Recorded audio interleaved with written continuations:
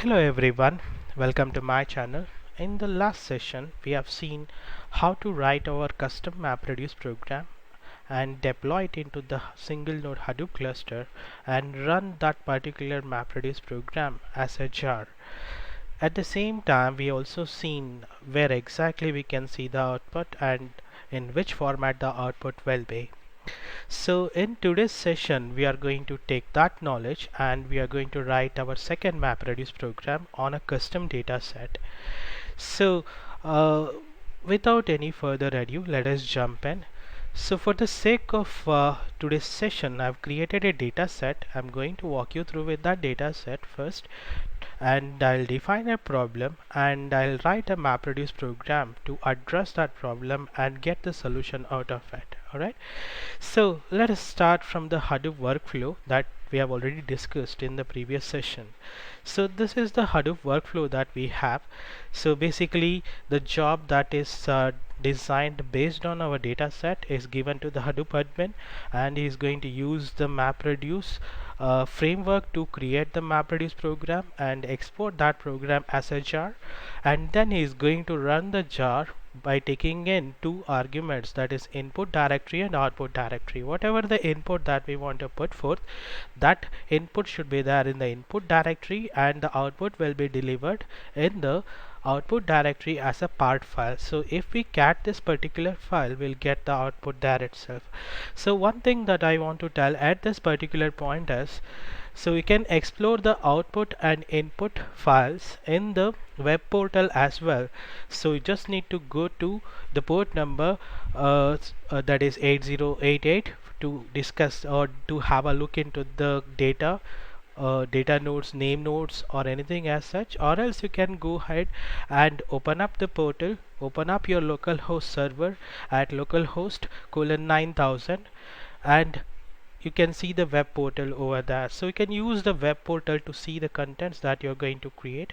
The HDFS file system you can explore. At the same time, you can manage the clusters as well. So I'm not going to follow that because I'm going to stick with the terminal to see the contents and so on. Alright, so this was the content that we already explored. I'm not going to do that one more time. So let us have a look into the data set first. So here is my data set that I created for this course. So this is in the format of CSV. So a sample data set would look something like this. So this is a data set consisting of set of transactions that has been done by certain set of users with the amount as well. So at the same time, we can look into the first column. It is nothing but the serial number, and the second column is nothing but the card that is used for the transaction. The third column is the money, how much money has been withdrawn, and the fourth column is nothing but the user who has done the transaction.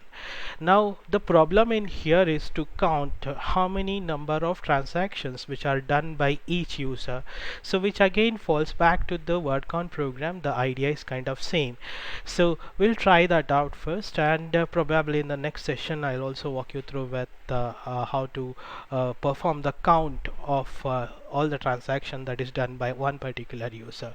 For this session, I'm going to count how many number of transactions which are done by each user in this particular column. So have a look into it. The indices values will be starting from 0, 0, 1, 2, 3. Remember this, so which is quite vital. In the third column, we have this value. So not the fourth column, it is the indices will start from 0. So array indices starts from 0. That's the reason why.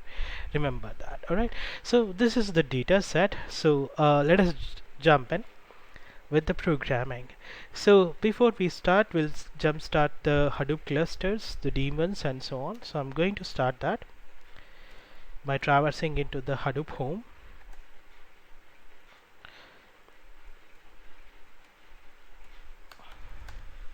So I'll wait for 10 seconds for the daemons to start up.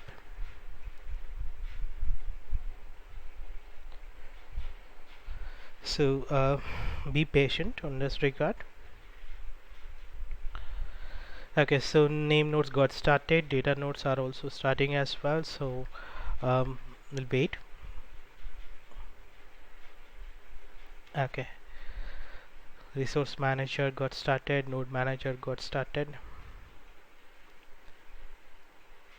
Okay, so let me explore the daemons. So I put JPS, so you can see all the nodes are running quite fine.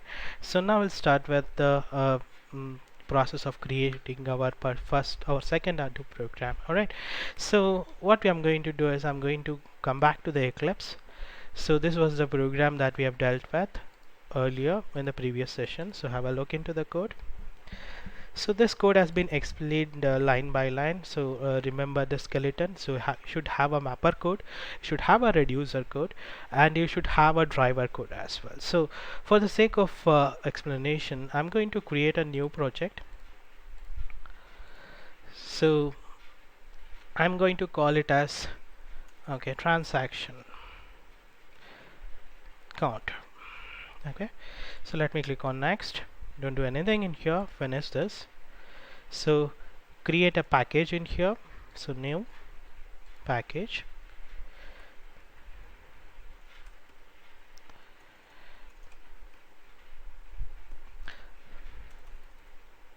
Okay, so finish this and create a class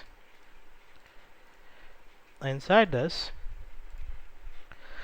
and call this as transaction count itself. Okay, so finish. So there you go, we have created the class that is needed for us to run this program. What I'm going to do is I'm not going to write line by line code in here. So what I'm going to do is, since it is kind of similar to our word count program, I'm going to copy this piece of code from here as well. So along with the import, I'm going to copy this entire content because the skeleton is kind of same. So every Mapreduce program should have a mapper code inside this and the reducer code and the driver code. So the entire content in here, the skeleton of this Mapreduce program is kind of same. So I'm going to copy this, omitting the packages. Okay, so let me copy this and let me paste it in here. So there you go, the program is there, but we have to change the classes in here. So the class name was transaction count, so change that to transaction count. Okay, so then what you're supposed to do is you're supposed to get rid of the the class syntax that has been created automatically. So there you go, the transaction count class is ready. So we'll get rid of the things that are inside this because we have to write the code for this, because we are trying out a different logic in this case. Okay, so I'm going to retain the skeleton of mapper code. I'm going to retain the skeleton of reducer code as well. So there you go, let me get rid of this. So before I tweak this program a little, let me add the Hadoop packages for this, the library jar files. So right click on this, go to build path, configure build path, and add external jars. One is common files, the utility files I mean. The other one is Mapreduce. Okay, so import these two files. Probably some of the errors might go if your class definition is fine also. Okay, so there you go, all the errors had been removed. The only error that is going is because it's showing word count, so we have to change the class name in here, so call it as transaction count. So there you go, the skeleton is ready. So there is no change in this particular skeleton, neither you are not going to add anything in here, so it's kind of same. So mapper class, reducer class, the input format, output format, the input parts, output part, all of these code will remain same. So you just need to change the class name of the job that you're configuring for this. So there you go, we have our skeleton program up and running. Now let us have a look into the dataset one more time. So what we are supposed to do is we are supposed to go through this particular column and we have to generate a key value pair based on the user. For each user we have to create one count. So that is just like the word count program, we are going to follow the same analogy, so keep up with me. So the first piece of code that I'm going to write is with respect to the mapper code.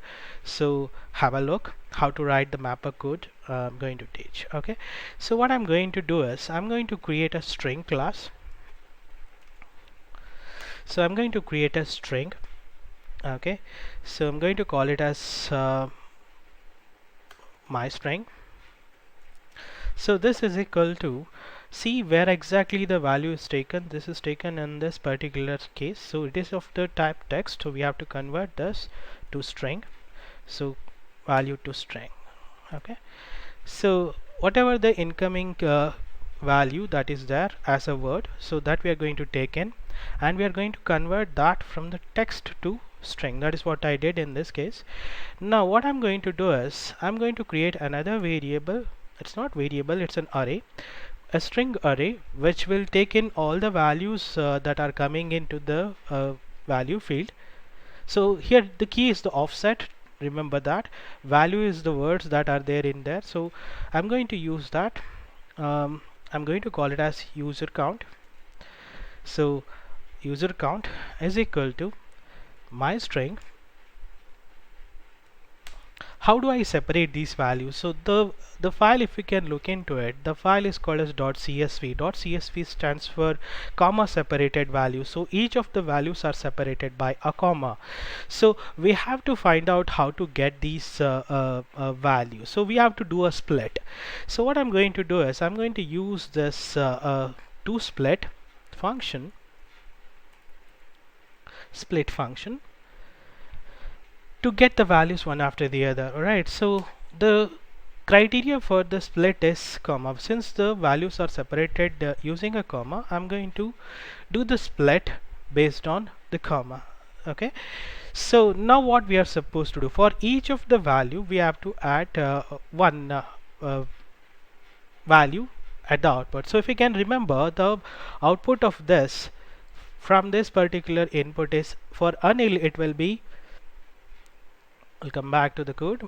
So the output will be somewhat like this, Anil comma 1. So if you can remember, so we have defined that variable in here, so Anil 1, and similarly for each occurrence of the user in here, we are going to create one, Avi1, Beam1, Vikas1, like that. It is going to get it is going to be done for all the users one time. And don't mistake it, or don't fall into the misconception that since Anil is coming for the second time and this fifth entry, it will be incremented by 2. No, we are not doing that. So for Anil it will be 1, for this Anil again it will be 1. So that is what the output of the mapper. So how to get that in here? So let's try out. So we got the split based on the username. Now what we are going to do is we are going to output the value. You know that we have that output.collect will output the value. So output collector object will get the output from the mapper. So what are the things that it outputs? First is new. It is going to output a text. Do you remember in here the expecting type is the keys of type text, and the output, the value is of type int writable. So I'm going to create a new new value of type text. So new text, I'm going to call it as user count.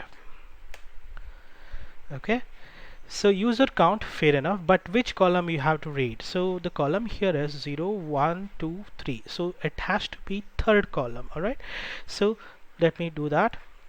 We are interested in the third column, so I'm going to take in third column. Okay, so there you go. And the next argument, the value type should be int writable, that is there available as 1 here, so put that 1 here. Okay, so that's all that is there for your mapper code. So basically what I'm doing in here is I'm going to read the values line by line, and for each line I'm going to do a split based on the comma.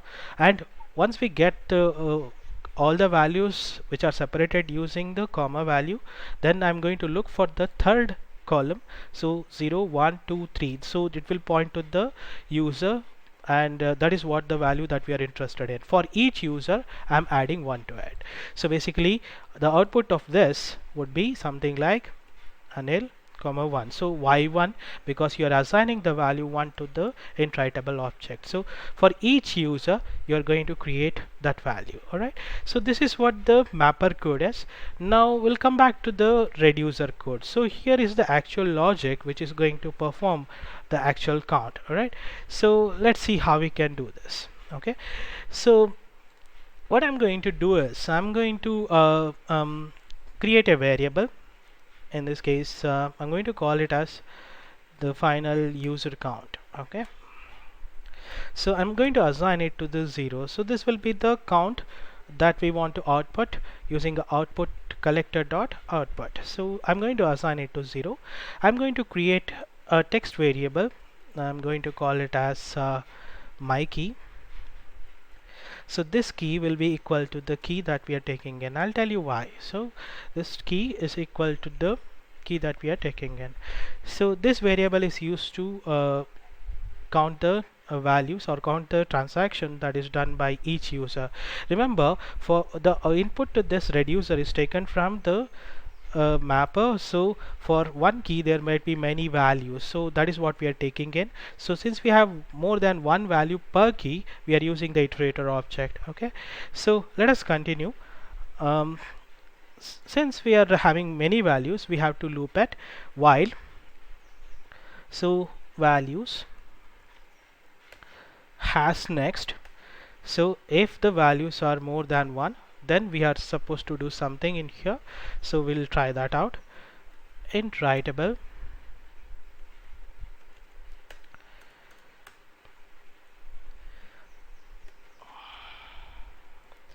value is equal to values dot next. So we are going to count all the values one, or we are going to take the values one after the other. Okay, then what we are going to do is we are going to increment the count value. The count value is there as final user count, so we'll do what? Final user count plus is equal to value dot get. Okay, so what does this do? So for each key we are getting more than one value, so the key is kind of same, so we are going to take the values for the value will be somewhat like 1 1 1 and so on, and we are going to, as and when we have more than one values per a key, we are going to increment that count and we are going to append it to the value that is final user count. So that is what we are doing in here. So once we are done with this, we are supposed to output this. We are going to write the output into the standard output by using the output collector dot collect object. So let us try that. Output dot collect. So here we are going to output key. Key is nothing but the key that we are using in this case it's not the key that we are talking about. This is the my key that I created in here, and then we are supposed to output the final user count. Remember, the output is the value type is int writable, so let me write that here. So new int writable of final user count. So that's all that is there for this particular program. So there you go, your program is ready. We have written the code for mapper, we have written the code for reducer as well. We don't require this particular comment it out, so we don't even need the few imports, so get rid of that. Make the code clean, right?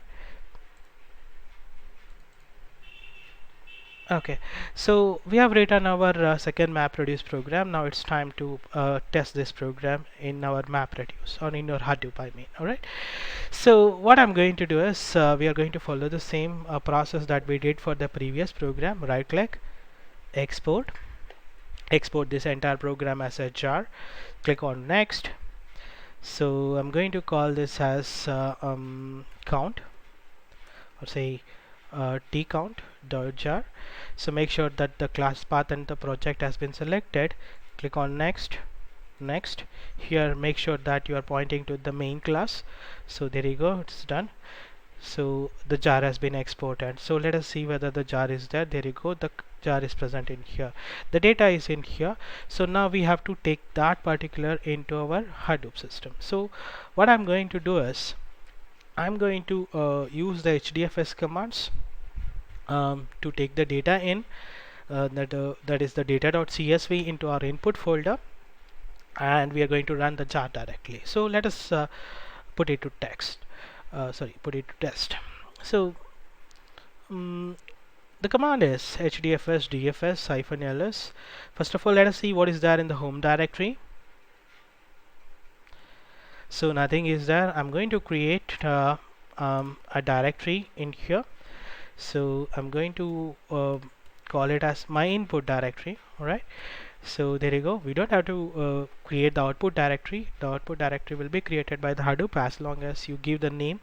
We pass the name as an argument for the Hadoop command. All right. So let us put this data.csv inside this particular file. So we'll use the put command. So here I'm going to navigate through my directory, home directory, and data.csv, and I'm going to put it inside my input directory. All right. So let's see. So we'll use the command instead of make directory. We'll list it out whether the file is there or not. We'll check. So there you go, our data.csv file is ready. Now it's about time that we are going to run this jar by taking the input and output folders. Alright, so the command is fairly straightforward. Hadoop jar. So we have to point out where exactly jar is. So I'm going to call it as tcount, and I'm going to pass the input directory as my input folder. I'm going to call this as output folder. So here the output folder is not there. It will be created by the Hadoop. Okay, so let me run this and see whether it works or not. All right, so start it out. We'll wait for the process to complete.